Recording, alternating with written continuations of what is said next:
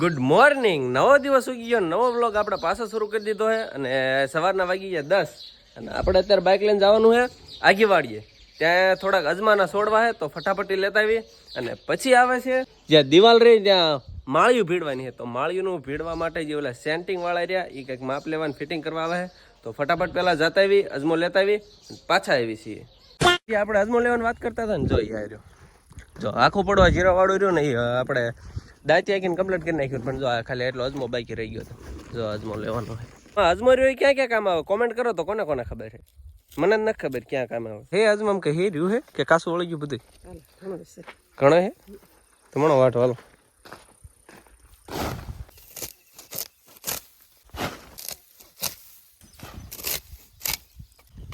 હે બા અજમો ક્યાં કામ આવે?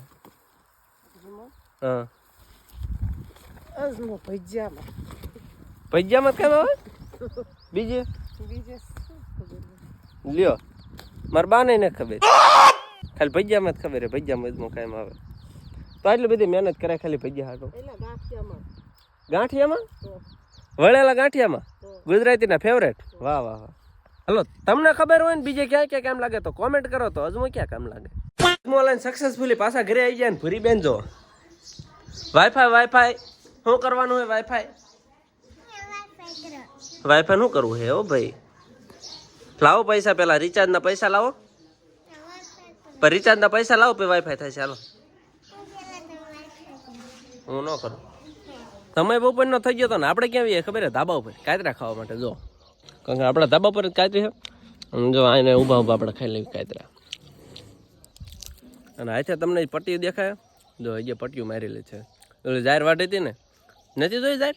ઇન્સ્ટાની અંદર એટલે ઇન્સ્ટાગ્રામની અંદર પતુ વ્લોગ સર્ચ મારો, શોર્ટ વિડીયો આવી ગયો છે જોરદાર.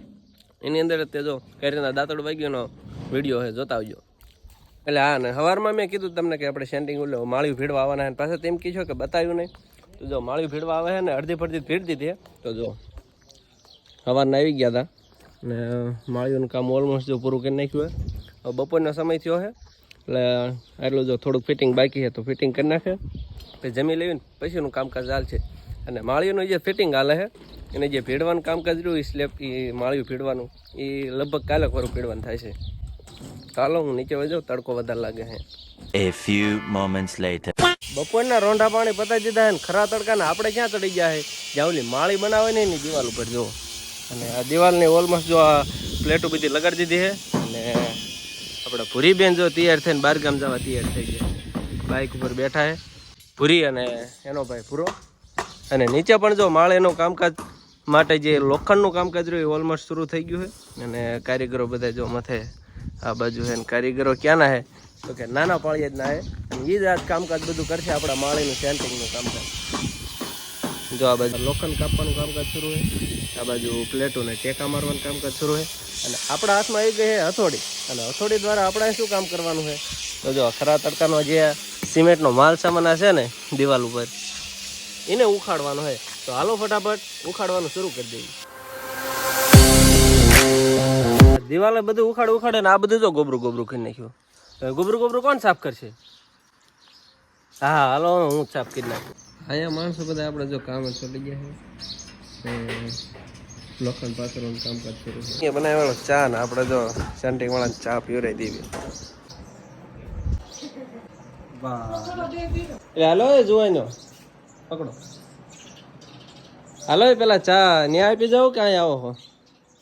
જો પીવો પડે આયા હો તો થોડીક ચા પીવામાં શરમ થાય. જો મારે છે કાંઈ ઉપર ચડવું પડ્યું. લઈ લો કેટલી ને પી લો આથી. હજી સાંજના 5 વાગ્યા છે ને તા ઉનાળાની અંદર જાણે કેમ આમ ચોમાસું આવી ગયું એવું છે વાતાવરણ. એકવાર તમે જોવો જ ખરા, જાણે કેમ હમણાં વરસાદ રહ્યો એ તૂટી પડશે એવું વાદળ કાળું થયું. કાળું કાળું ડિબાંગ. તમે જો એકવાર આ સૂરજને એને જોવા દેતો ના ઉપલું વાતાવરણ જોવો તેમ. વાહ ગજબ હો બાકી. હા ભગવાને શું ધારી ખબર ન પડતી. ગમે ત્યારે ગમે એવું મોસમ શરૂ કરી દે એની આમ સ્વિચ આવતી લાગે છે. ઉનાળામાં ચોમાસાની ચાપ દબી દીધી. દિવાલ ઉપર જે આપણે માળી બનાવવાની હતી તે આપણા 5:30નો સમય થયો. અને જો ઓલમોસ્ટ હવે એનું હાડપિંજર તૈયાર કરી નાખ્યું આપણા બે ભાઈઓ થઈને. અને એમનું ઓપરેટિંગ કરે છે જો અહીંયા આવડા ભાઈ. અને એ બધું આમનું હેન્ડલિંગ કરે, હરખું કામ તો કરે છે ને થોડું જાજુ અત્યારથી શીખવાડે છે. એટલે ભવિષ્યમાં કાયમ આવે. શીખેલું હોય તો ગમે કાયમ આવે. આ બાજુ જો ભેંસું ગાંગરવાનો અવાજ આવે તમને તો એવું લેવાય અત્યારે હાનનો સમય થયો હે ને હવે એમને દોવાનો સમય થયો એટલા માટે એવું કરે. સાંજના 6 વાગ્યા ને અત્યારે કઈ ખતરનાક વાવડ આવી છે. વાતાવરણ જો તમે જે જો આ ધુંવર છે. આ જો વાદળ રહ્યું ને વાદળ એટલું ડોળું કેમ હે કારણ કે એની અંદર એ ધુંવર જ એટલી જાય આ જે વાવળ છે ને એની. અને એ જો આ બધી જો નકરો પવન જ છે તમને નકરો વોઇસની અંદર પણ નકરો પવન જ આવતો હોય છે. તો આ બધું શું અત્યારે ઉનાળાની અંદર ચોમાસું હોય જો વરસાદ શરૂ થઈ ગયો એટલે છાંટા પડે. તમને આમાં ક્યાંય અત્યારે કેમેરામાં દેખાતા હોય કે ન દેખાતા હોય પણ છાંટા શરૂ થઈ ગયા. બોલો વાહ ભાઈ વાહ. અને આવું બધું વાતાવરણ થઈ ગયું તો અમારા કારીગરો હાર નથી માનતા. બોલો હજી કામકાજ શરૂ રાખ્યું. પવન આવી જાય વરસાદ આવી જાય ગમે થઈ જાય બાકી કામ ન મૂકવાનું થતું. પૂરું કર્યા પાર છે આજ. ચાલો આજનો બકવાસ વધારે પડતો થઈ ગયો ને વાવળ વરસાદના બહુ વધારે છે તો અહીંયા આપણે વ્લોગને પૂરો કરીએ છીએ. અને વ્લોગ કેવો લાગ્યો કોમેન્ટ કરી નાખજો જરા. સબસ્ક્રાઈબ કરવાનું ભૂલતા નહીં.